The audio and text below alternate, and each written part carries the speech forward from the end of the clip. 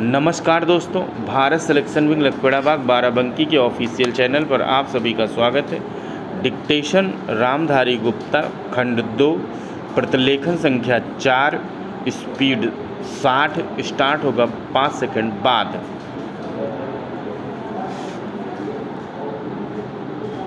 महोदय, कोसी नदी जिसे शोक और दुख का सूचक माना जाता है, इस वर्ष फिर अपने प्रकोप से महान हानि का कारण बनी। अब इस नदी पर काबू पाने और इसकी उपद्रवी लीला समाप्त करने के लिए भी योजना तैयार हो गई है। इस योजना की रूपरेखा तैयार हो चुकी है और निर्माण का काम हाथ में लिया जा चुका है। आशा है इस योजना के निर्माण से बड़े पैमाने पर जन साधारण को सेवाएं उपलब्ध होंगी। जब यह नया परीक्षण सफल होगा तो महान योजनाओं के निर्माण में और भारत की महान जनशक्ति के उपयोग के संबंध में हमारी जानकारी और अनुभव में महत्वपूर्ण वृद्धि होगी। औद्योगिकीकरण के क्षेत्र में उन्नति, उत्पादन में और अधिक वृद्धि और भारत की प्रति व्यक्ति आय में वृद्धि विचाराधीन है। वर्ष की कुछ महत्वपूर्ण बातें हैं। औद्योगिकीकरण के साथ ही रोजगार के क्षेत्र को विस्तृत करने के प्रयत्न भी बराबर जारी हैं। कुटीर उद्योगों और घरेलू धंधों को प्रोत्साहन देकर औद्योगिकीकरण और बाजार में समुचित संतुलन स्थापित करने का प्रयास किया जा रहा है।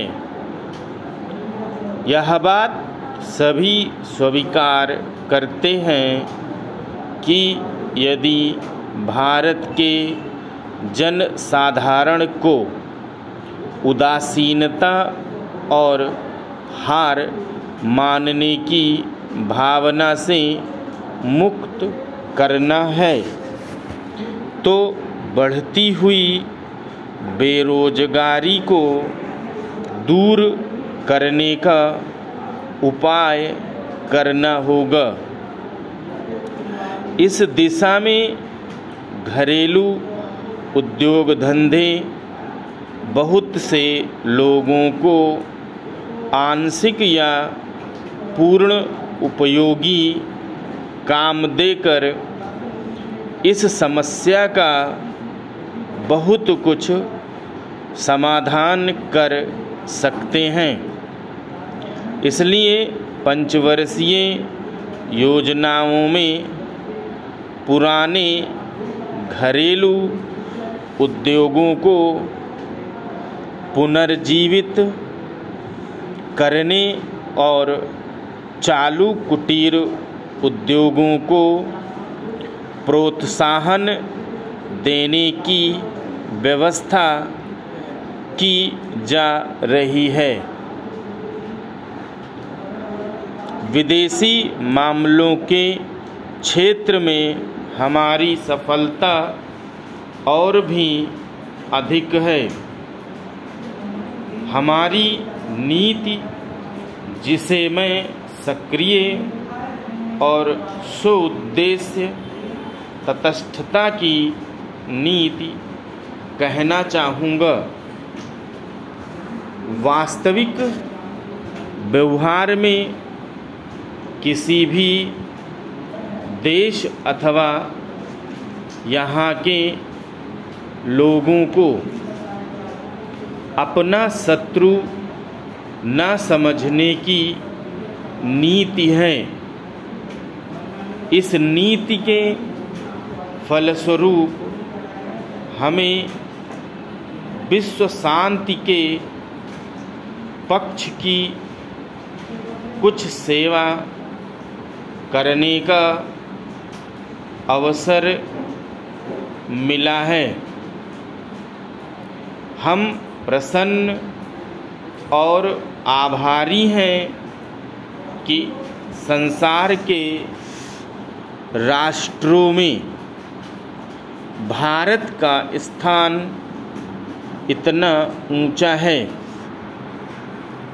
इंडोचीन निरीक्षण और नियंत्रण अंतर्राष्ट्रीय आयोग की अध्यक्षता हमने स्वतंत्रता से स्वीकार की है और हमारे नागरिक यथासाध्य उस देश में शांतिपूर्ण निर्वाचन संबंधी समस्याओं का सामना कर रहे हैं। हम सभी राष्ट्रीय अथवा अंतर्राष्ट्रीय समस्याओं का निपटारा महत्वपूर्ण ढंग से चाहते हैं। मुझे बहुत प्रशंसा है कि भारत में फ्रांसीसी बस्तियों की समस्या शांति और सद्भावना के वातावरण में सुलझ सकी है। शांतिपूर्ण प्रणाली की सफलता का वह एक महत्वपूर्ण उदाहरण है। दुर्भाग्य से भारत में पुर्तगाली बस्तियों की ऐसी ही समस्या को सुलझाने की दिशा में प्रगति की जा सकी। मैं आशा करता हूँ कि पुर्तगाल इन बस्तियों में रहने वाले लोगों के स्वाधीनता के अधिकार को स्वीकार करेगा और फ्रांस और ब्रिटेन की सरकारों का अनुसरण करेगा।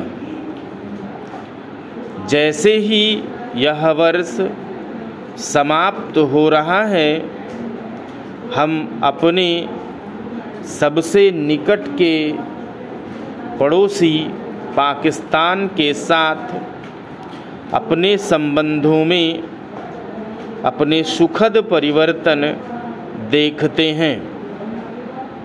पाकिस्तान के लिए हमारे हृदय में सदैव से पूर्ण सद्भावना और शुभकामनाएं हैं।